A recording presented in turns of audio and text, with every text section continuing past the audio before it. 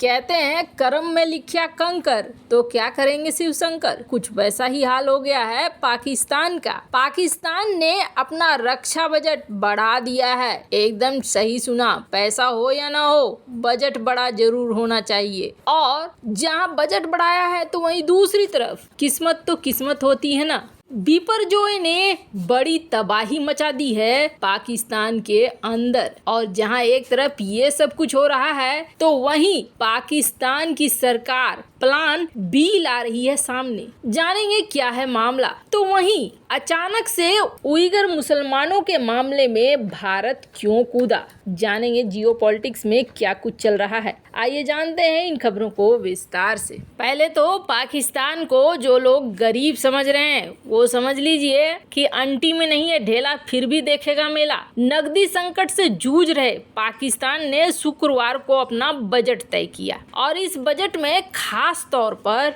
रक्षा budget यानी कि defence budget, इस पर खर्चा बढ़ा दिया है। कितना? 15.5% और अब 1.8 लाख करोड़ रुपए खर्च करने का प्रस्ताव रखा है। विदेशी भंडार घट रहा है। पाकिस्तान की शहबाज शरीफ सरकार ने 2023-2024 के लिए 14.4 लाख करोड़ रुपए का बजट पेश किया है। और बजट पेश करने वाले कौन है? वित्त मंत्री इसाक डार। इन्होंने संसद के निचले सदन नेशनल असेंबली में बजट पेश करते हुए बोला है कि आगामी साल हम 3.5% की वृद्धि दर रखेंगे।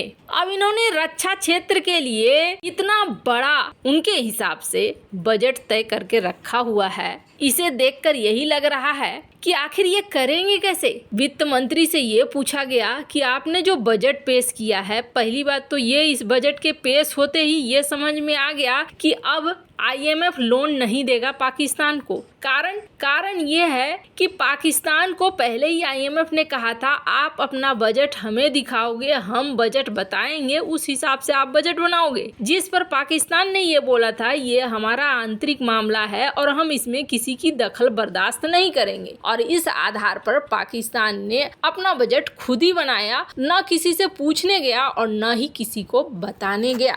और अब जाके स्थिति ऐसी हो गई है कि इन्होंने बजट पेश कर दिया और बजट भी मनमाना पेश किया है, ऊट पटांग ही पेश किया है। अब जिसके बाद आम जनता ये सवाल कर रही है कि वित्त मंत्री ने इतना बड़ा बजट सजट तो पेश कर दिया, लेकिन ये लगता नहीं है कि कहीं से भी पूरा होगा। वैसे आपको बता दें, मिलिट्री बजट जो पाकिस्तान ने बढ़ाया है ना, वो भारत के डर से बढ़ाया है। हालांकि ये कागज पे ही रह जाएगा, क्योंकि लोन पास होने वाला है नहीं और इस वक्त पैसा मिलने वाला है नहीं। पर वित्त मंत्री ने, संसद ने जब पूछा तो ये जवाब दिया कि हम प्लान बी पर काम कर रहे हैं। IMF लोन दे या न दे, हम प्लान बी पर काम करेंगे और हम डिफॉल्ट नहीं होंगे, हम अपने पैरों पर खड़े होंगे। अब इन्होंने एक बात और कह दी, हम इस प्लान बी के बारे में सार्वजनिक रूप से ज्यादा बात नहीं कर सकते हैं, लेकिन आप इतना समझ लेना कि पाकिस्तान डिफॉल्ट नहीं होगा। अब ये दो चीजें हो सकती है। एक तो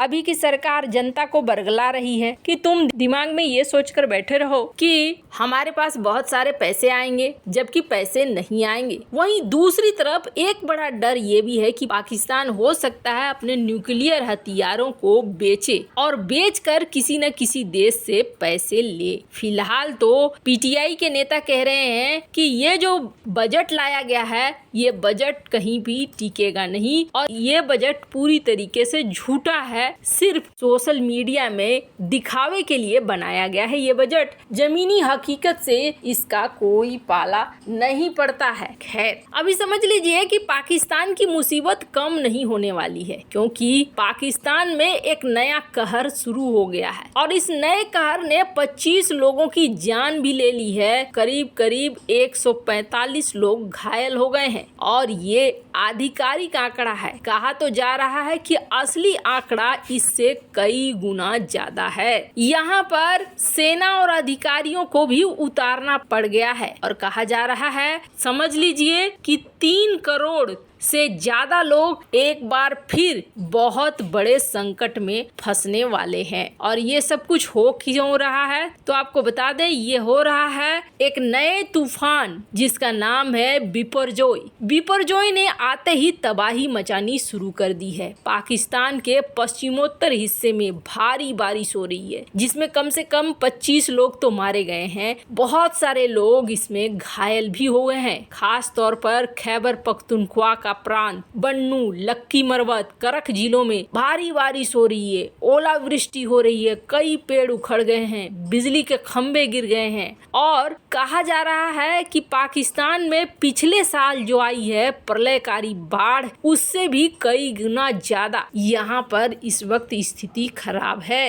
अधिकारी यहाँ पर उतर गए हैं और कहा जा रहा है कि जिस तरीके से पिछली बार बहुत सारे लोग यहाँ पर प्रभावित हुए थे, एक बार फिर प्रभावित होंगे। पाकिस्तान के प्रधानमंत्री शहबाज शरीफ ने बारिश और तूफान के कारण लोगों की मौत होने पर शनिवार को दुख जताया और अधिकारियों को राहत अभियान में तेजी लाने का निर्देश दे तो दिया है, लेकिन कितना तेजी ये कर पाएंगे आप समझ लीजिए। ये जो चक्रवात है ये देश के दक्षिणी ओर बढ़ रहा है और 150 किलोमीटर प्रति घंटे की रफ्तार से हवाएं चल रही है। सरगोदा, गुजरांवाला, फैजलाबाद और कई पंजाब के हिस्सों में तेज हवाओं के साथ बहुत ज्यादा बारिश हो रही है। और सबसे बड़ी बात यह है कि जिन जगहों पर ये सारी चीजें हो रही हैं उनमें से ज्यादातर इलाके ऐसे हैं जहां मिट्टी के घर है, घर भी इसके चपेट में बहुत जल्दी आ रहे हैं। इसे कहते हैं कंगाली में आटा गीला होना।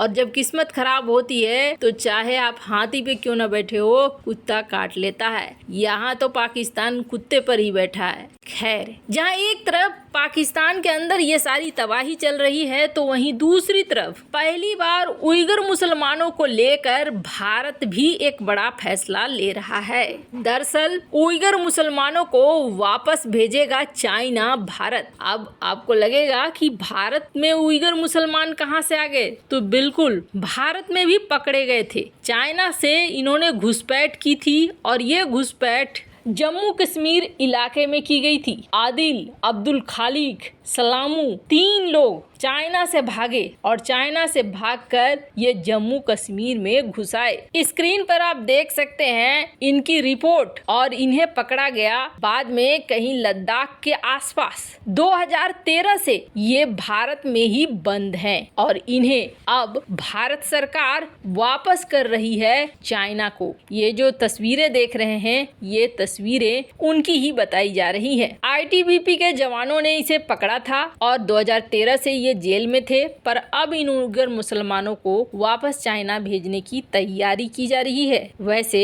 इन सब मामले में आपकी क्या राय है, कमेंट कर जरूर बताएं। जल्द मिलते हैं अगले वीडियो में नई खबर के साथ।